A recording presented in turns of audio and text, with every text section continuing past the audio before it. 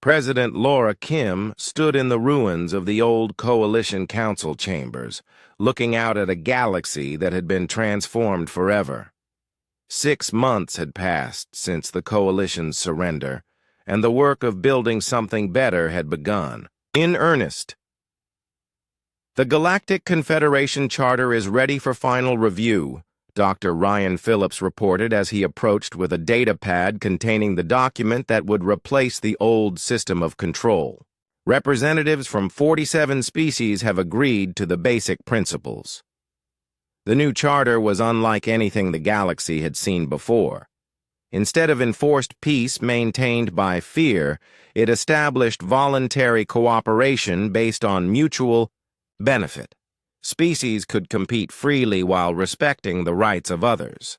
Natural development would replace artificial stagnation. Admiral Lisa Carter joined them, her uniform now bearing the insignia of the Confederation Defense Force rather than human military ranks. The transition fleets are reporting success across all sectors. Former coalition worlds are establishing new governments without major violence. The peaceful transition surprised many observers. Most expected the galaxy to descend into chaos once the Coalition's controlling hand was removed. Instead, species that had been suppressed for centuries embraced their new freedom with remarkable maturity.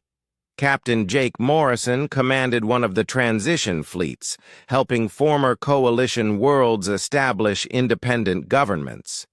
His ship, the UES Freedom, had become a symbol of liberation throughout the galaxy. President Kim, Morrison reported via secure transmission, the Delphian system has completed their constitutional convention. They're requesting formal membership in the Confederation. Approved, Kim replied. Grant them full recognition and offer standard trade agreements. The Confederation grew daily as species chose voluntary association over forced submission. Unlike the Coalition, membership was optional and could be revoked at any time. The new system trusted civilized species to cooperate without coercion. War Prime. Thextar of the former Kavarian Empire had become an unexpected ally in the transition process. His warrior culture respected humanity's victory, and he saw opportunity in the new competitive environment.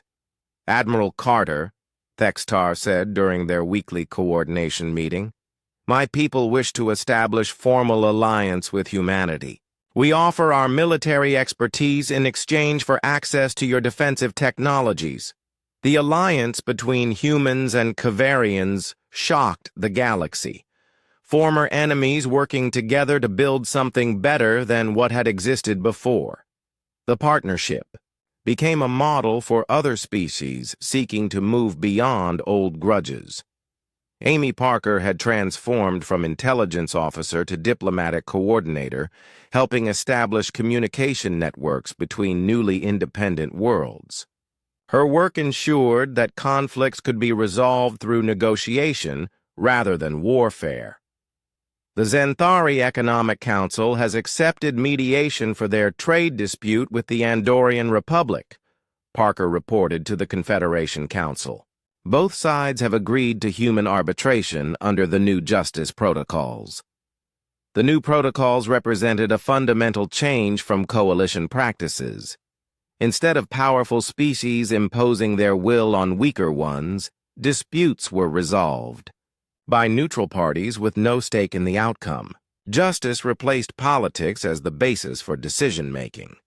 Chief Engineer Kate Sullivan continued developing technologies that had been suppressed under Coalition rule.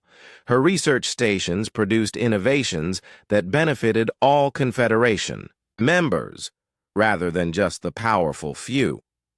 "We've achieved breakthrough in quantum communication systems," Sullivan announced during a scientific conference attended by researchers from dozens of species. Instantaneous communication across galactic distances is now possible. The technology revolution accelerated under the new system. Without coalition restrictions, scientific advancement proceeded at unprecedented rates. Species shared knowledge freely, creating innovations that none could have achieved alone. Colonel Ben Martinez established the Confederation Peacekeeping Force, an organization designed to protect smaller species from aggression without imposing external control. His forces intervened only when requested and withdrew immediately after threats were neutralized. The Crystalline Collective is under attack by Coalition remnants in the Outer Rim, Martinez reported during an emergency council session. They've requested immediate assistance. Authorized, President Kim replied. Rules of engagement. Protectee. The innocent. Neutralize threats. Withdraw when stability is restored. The peacekeeping missions demonstrated humanity's commitment to justice over domination.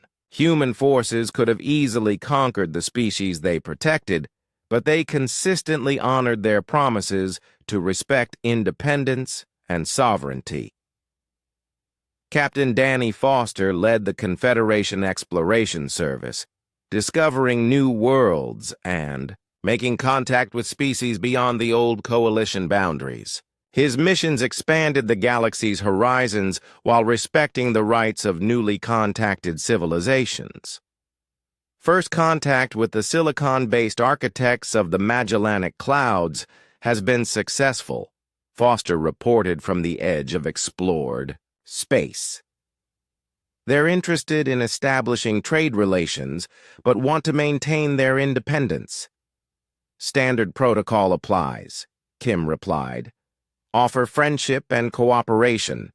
Respect their choices regardless of their decision. The expansion of galactic civilization proceeded without the colonialism that had characterized Coalition growth. New species were invited to join the community as equals rather than being conquered or absorbed. Dr. Phillips established the Institute for Galactic Development, where species could study each other's cultures and technologies without fear of exploitation. The Institute became a center of learning that accelerated progress throughout the galaxy. We're seeing innovation rates 50 times higher than during the Coalition period, Phillips reported to the Confederation Assembly. Competition and cooperation together produce better results than either force or submission alone. The economic transformation was equally dramatic. Without Coalition monopolies, trade flourished between species that had been artificially separated for centuries. New prosperity spread to worlds that had been impoverished under the old system. The Ethereals, oldest of the former Coalition species, initially resisted the changes. Their ancient civilization had grown comfortable with stability and control, but eventually even they acknowledged the benefits of the new order. Your species has accomplished something remarkable, Elder Thexvar admitted during a private meeting with President Kim. You have created freedom without chaos, progress without oppression. Perhaps the old ways were not the only ways. The admission represented more than personal recognition. The Ethereal's acceptance of the new order legitimized the Confederation in the eyes of species that still respected ancient authority. 5 years after the Coalition's fall, the galaxy had been completely transformed.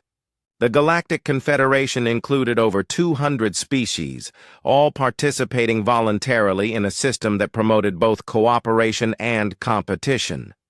Jake Morrison, now Admiral Morrison, commanded the Confederation fleet from his flagship, the UES Unity.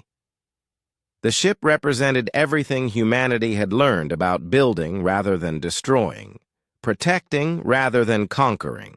Admiral Amy Parker reported from her position as Confederation Secretary General. We're receiving applications from 12 new species in the Outer Rim. All want to join the Confederation voluntarily. Process their applications according to standard procedure, Morrison replied.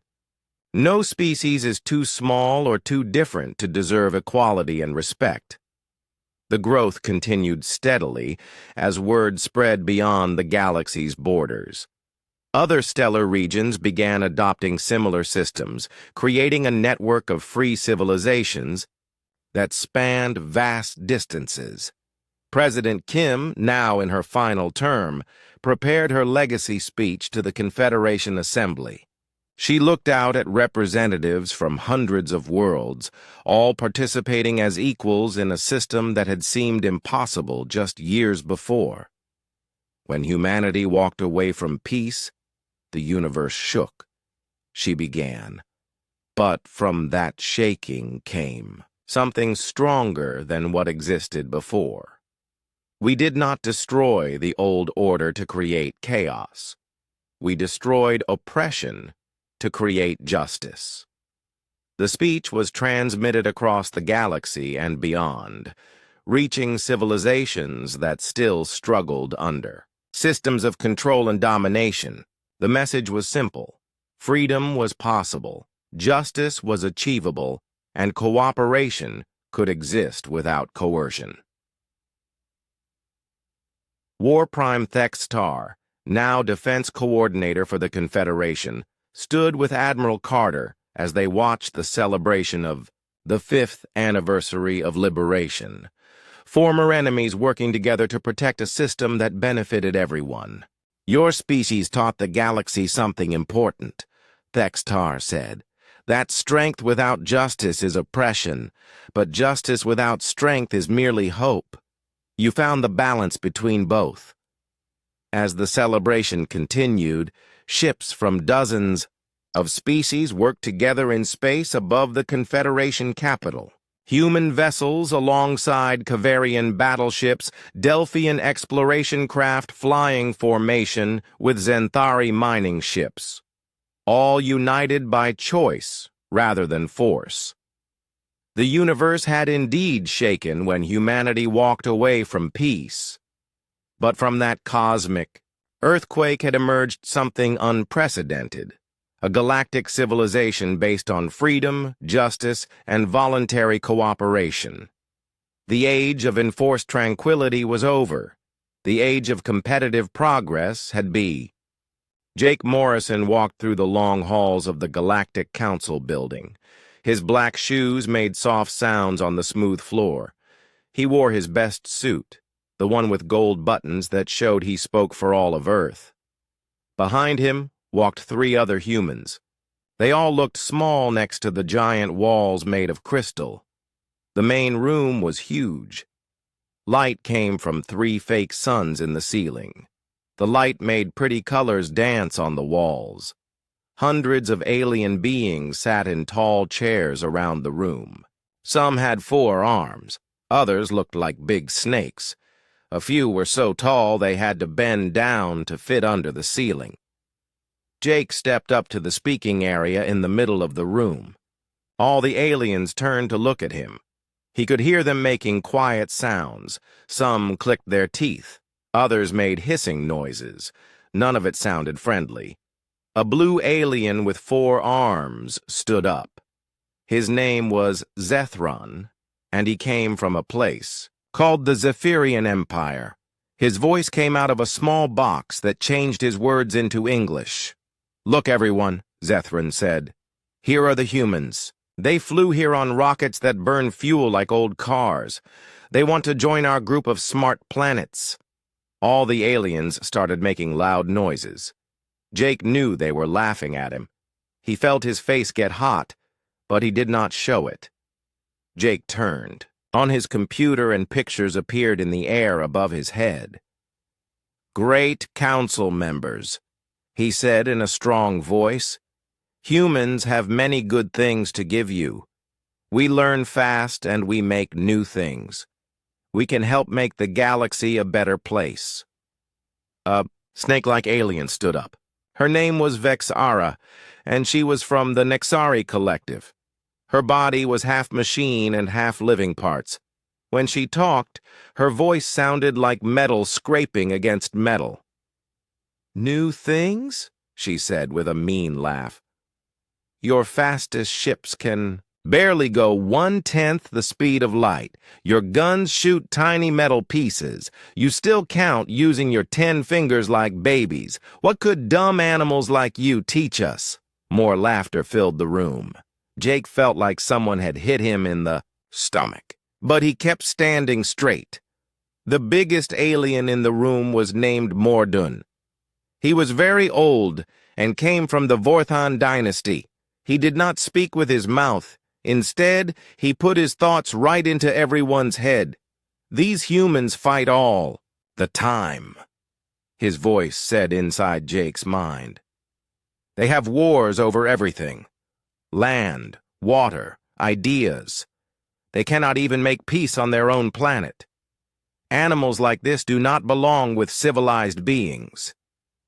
Jake's helper, a woman named Katie White, stepped forward. She was a smart scientist who knew a lot about space travel.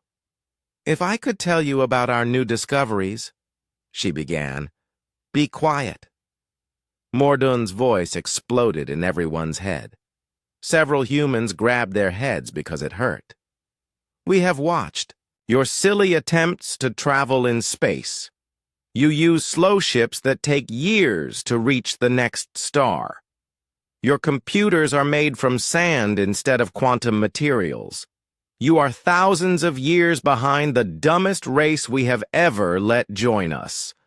Vexaras. Metal eyes looked at the humans like they were bugs. "Today we vote on whether to let you watch our meetings. That is the lowest honor we give. Even that is too good for creatures like you." Jake watched as each alien group voted. The room had 47 different alien races. Not one of them voted to help humanity. Not even one. As the humans got ready to leave, Zethron called out one last mean thing. "Go back to your little blue world, humans. Maybe in 1,000 years, when you learn how to crawl between the stars properly, we might think about noticing you exist." The sound of alien laughter followed them all the way out of the building. Jake and his team got on their ship for the long trip back to Earth. The ship was called the UES Messenger, and it was the best humanity had built. But Jake knew the aliens were right about one thing. Compared to their ships, the Messenger was very slow and basic. During the trip home, Jake sat in his small room and wrote his report. He had to tell Earth's leaders that humanity had been rejected, worse than rejected. They had been laughed at like children. Dr. Katie White came to visit him. She looked sad and angry. "They would not even listen," she said. "I wanted to tell them about our new fusion engines and our quantum computers, but they just made fun of us." "Maybe they were right," Jake said quietly. "Maybe we are too primitive." Katie shook her head hard. "No, Jake, they are wrong. I have seen things back on Earth that would shock them, projects that are kept secret, technology that even I do not fully understand." Jake looked up at her. "What do you mean?" "I mean that what those aliens saw today was not everything humanity can do. Not even close. The trip back to Earth took 3 months. Every day Jake thought about the alien voices laughing at humanity. He thought about their words calling humans dumb animals. By the time they reached Earth, Jake's sadness had turned into something harder, something that burned like a fire in his chest. When the UES Messenger landed at the Space Center in Texas, Jake saw news reporters waiting for them. The whole world wanted to know what happened at the Galactic Council. Jake walked down the ship's ramp and faced the cameras. "The Galactic Council has rejected humanity's request to join," he said. His voice was calm, but his hands were tight fists. "They believe we are too primitive and violent to deserve a place among galactic civilizations." One reporter asked, "Ambassador Morrison, what happens now?" Jake looked up at the sky where stars were just starting to show in the evening light. Now, we show them what humanity is really made of. That night, Jake got a call from the president. Lisa Carter's voice sounded tired but determined. "Jake, I need you in Washington tomorrow morning. There are some people you need to meet, some projects you need to see." "What kind of projects, Madam President?" "The kind that will make those aliens very sorry they laughed at us." Jake hung up the phone and looked out his window at the stars. Somewhere out there, alien races were celebrating their victory over the dumb humans. They thought Earth was helpless and alone. They had no idea how wrong they were. The next morning, Jake put on his best uniform again. This time, he was not going to beg for acceptance from beings who thought humans were animals. This time, he was going to learn what humanity was really capable of when pushed too far.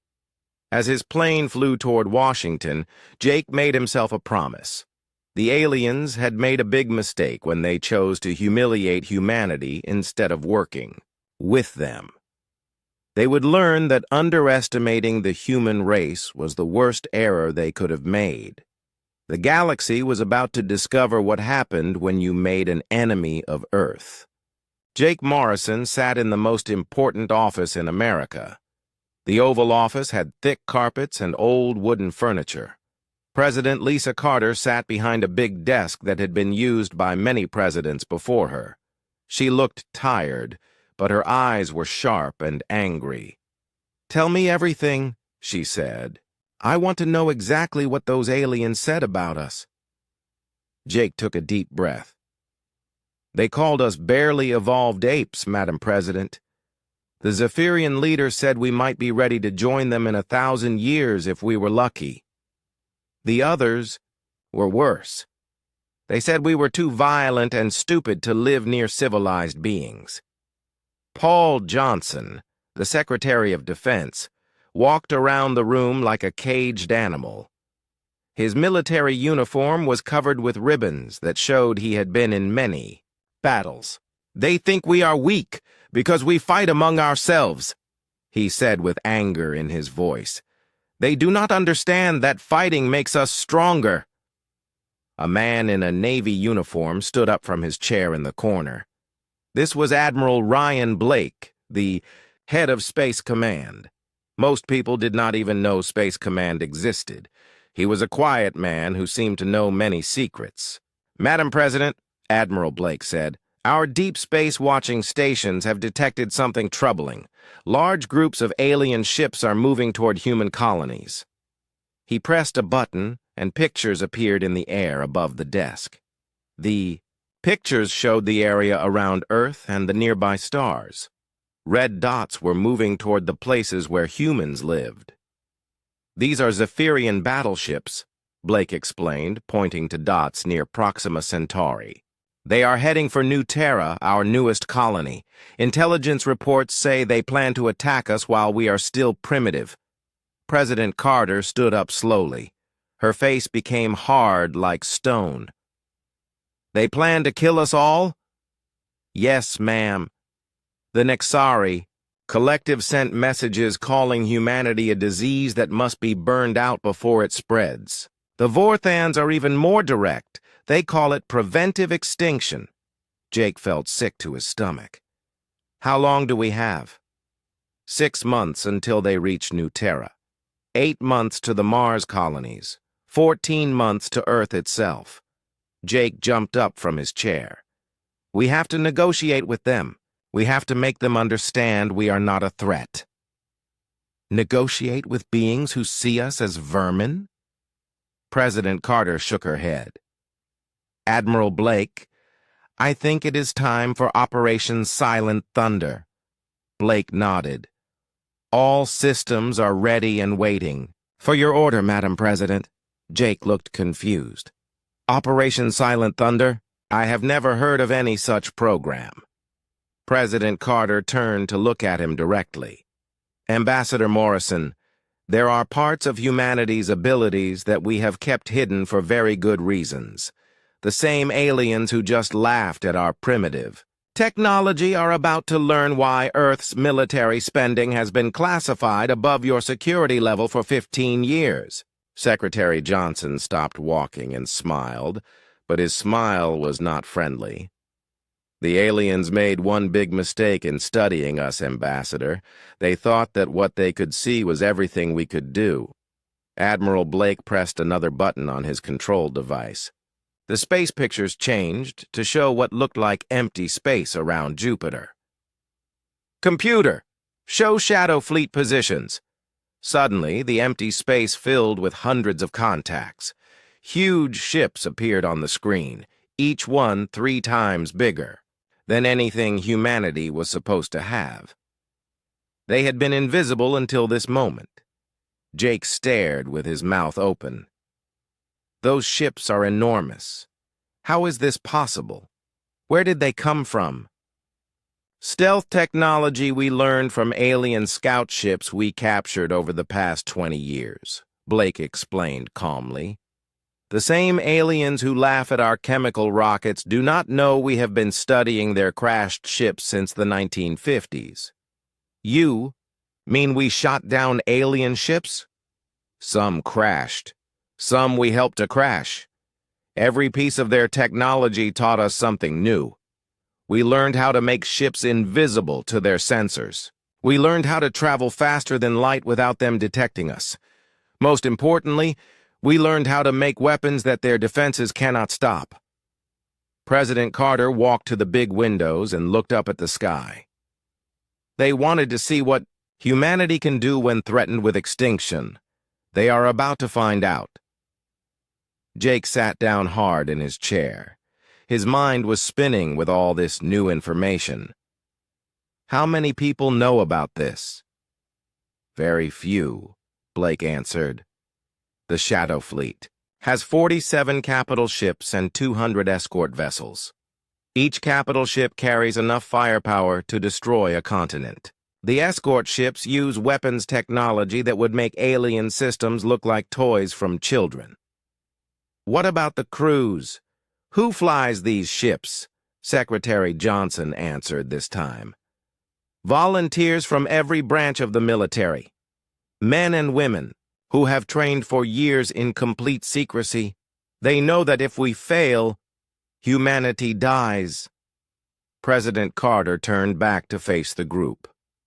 Admiral Blake, how long until our fleets can reach the alien attack forces? Our quantum drive system allows instant travel to any point in space, Madam President. We can have Battle Group Alpha at Proxima Centauri 6 hours before the Zephyrian fleet arrives. Jake's head was spinning. Quantum drive? Instant travel? But our fastest ships take months to reach other stars. Those are the ships we let the aliens see, Blake explained. The real fleet uses technology based on alien physics that we improved upon. We can appear anywhere in the galaxy without warning. What about the colonies? Do our people on New Terra know what is coming? Colony evacuation is already starting, Blake said. The cover story is a solar radiation event that requires everyone to move to underground shelters. By the time the aliens arrive, our civilians will be safe and our fleet will be ready. President Carter sat back down at her desk. Ambassador Morrison, I am sorry you had to learn about this in such a harsh way. But those aliens made their intentions clear. They plan to commit genocide against our entire species. What are our chances? Jake asked quietly. Admiral Blake smiled for the first time since Jake had met him. Ambassador, the aliens are about to face weapons that ignore their shields, ships they cannot detect, and tactics they cannot understand. They think they are coming to destroy a defenseless colony. Instead, they will find the full military might of humanity waiting for them. Secretary Johnson nodded. For 50 years, we have let the galaxy think we are weak and primitive. We studied their technology while they ignored us. We learned their weaknesses while they learned nothing about our true capabilities. The Zephyrian Empire has ruled 1,000 star systems for millennia, Blake continued. The Nexari Collective believes their cybernetic enhancements make them superior to all organic life. The Vorthan dynasty thinks their age gives them wisdom that cannot be challenged. They are all wrong, President Carter said firmly. Humanity survived ice ages, plagues, wars, and disasters that would have destroyed weaker species. We did not just survive. We learned. We adapted. We became stronger. Jake looked at the pictures of alien fleets moving toward human space. What happens after we stop their attack fleets? Then we show the galaxy what happens when you threaten human children, Blake answered. His voice was cold as winter ice. The aliens declared war on our entire species. They will learn that humanity does not forgive such things easily. President Carter stood up again. Admiral Blake, you have permission to activate Operation Silent Thunder. Protect our colonies, and eliminate any alien forces that threaten human lives. Understood, Madam President. What about prisoners? Any alien who surrenders will be treated according to the laws of war. Any alien who continues to attack human civilians will be destroyed. As the meeting ended, Jake realized that everything he thought he knew about humanity's place in the galaxy was wrong. The species that had been laughed at and dismissed was about to show the universe what real power looked like. The aliens thought they were coming to exterminate a weak and primitive race. Instead, they would face the fury of a species that had been preparing for this moment for decades. The hunters were about to become the hunted, and the galaxy would never be the same again. Captain Alex Morgan stood on the bridge of the UES Vengeance and watched his crew prepare for war. The ship was 2 kilometers long from front to back. Its hull was made of special metal that could change from completely invisible to mirror bright. Armor in seconds. Everything about the ship was designed to kill alien invaders. Captain, said Lieutenant Nancy Price from her station, all Shadow Fleet ships report ready.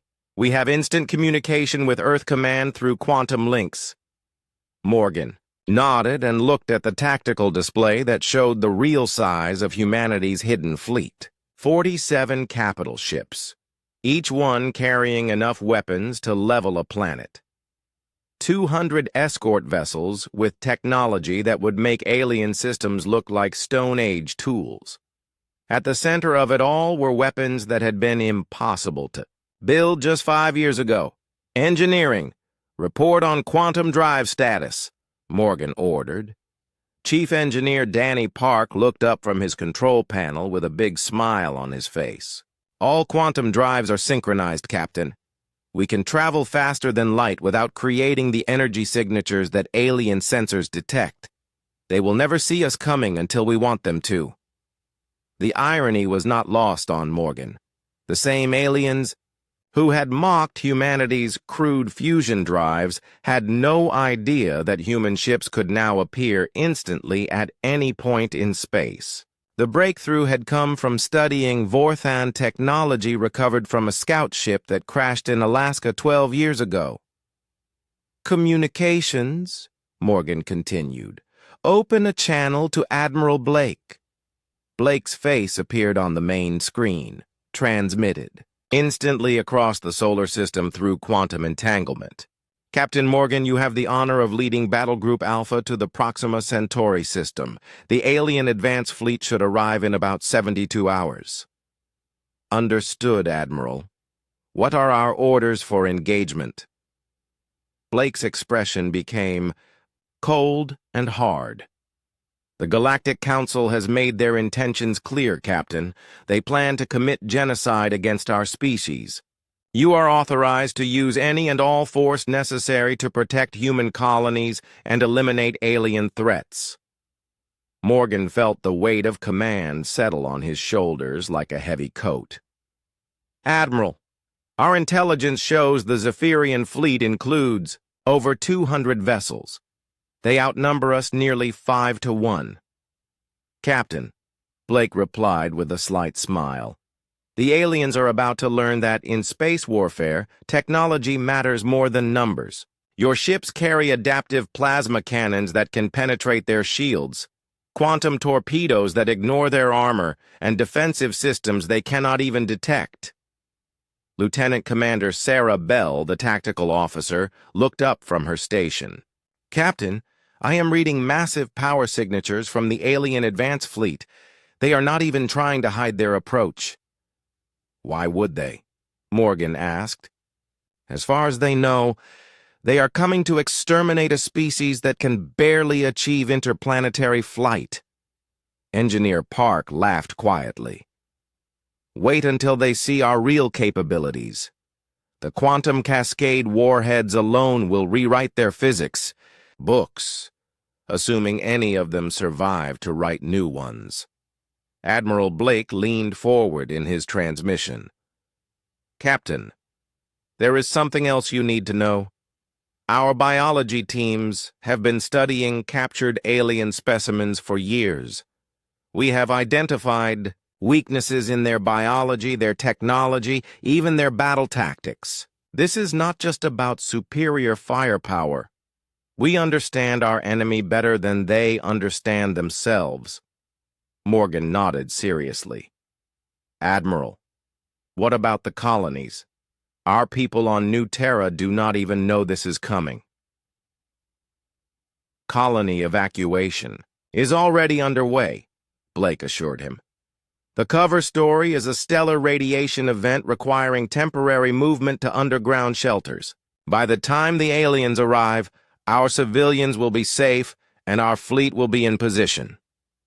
The tactical display updated, showing the projected paths of both fleets. Morgan studied the patterns with his trained military eye. Admiral, I recommend we let them reach the outer system before we engage.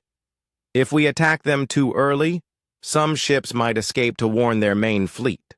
Agreed, Captain. Let them think they have found an undefended human colony.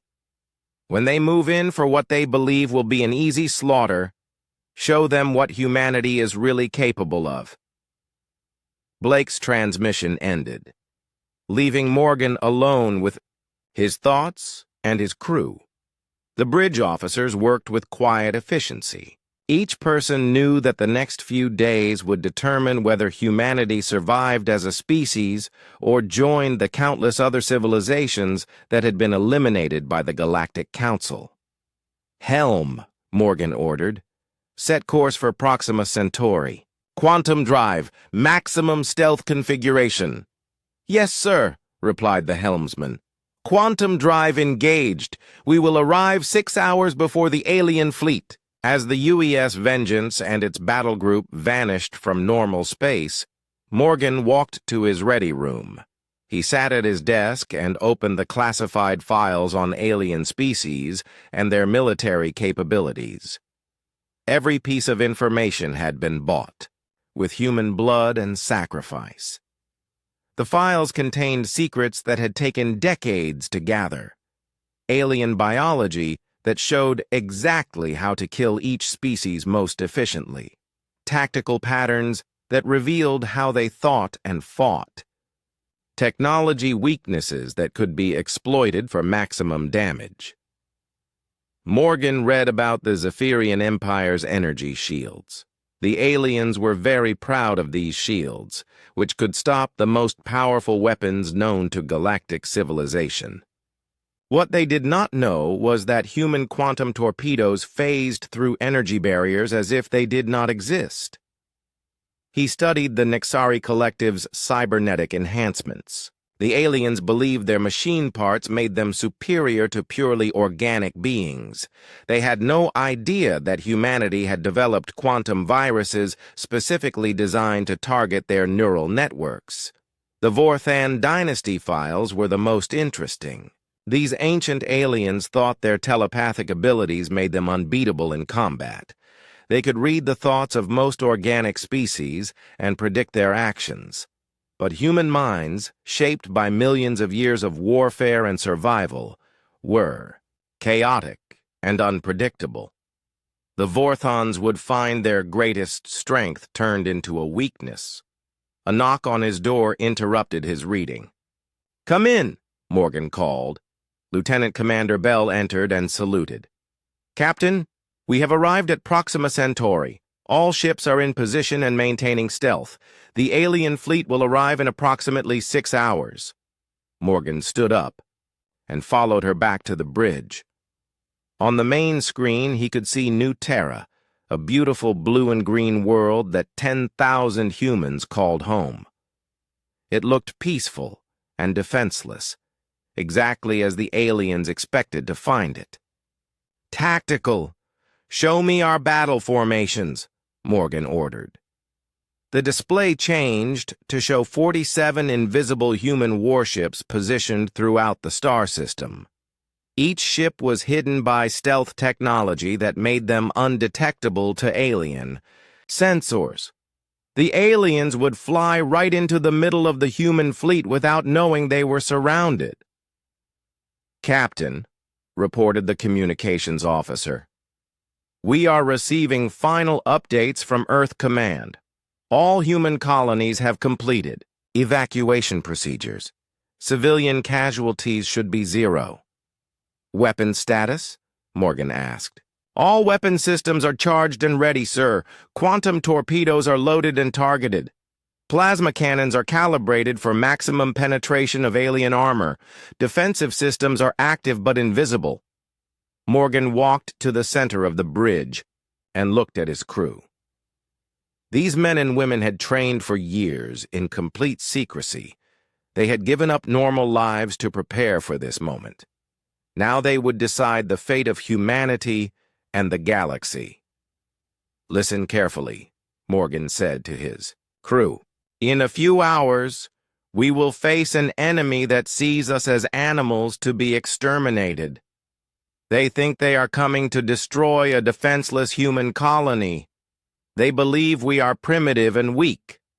He paused and looked each crew member in the eye. "They are about to learn the most important lesson in galactic history. Never underestimate humanity. Never threaten human children. Never assume that because we seem peaceful, we cannot be terrible in war." The bridge crew nodded with grim determination. They were ready. "All stations, battle stations, maintain stealth until my direct order. When the aliens arrive, we let them get comfortable. We let them think they have won. Then we show them what happens when you pick a fight with the human race."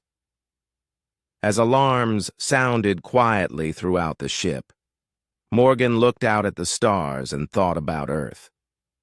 His home planet was counting on him and his fleet to protect humanity from extinction.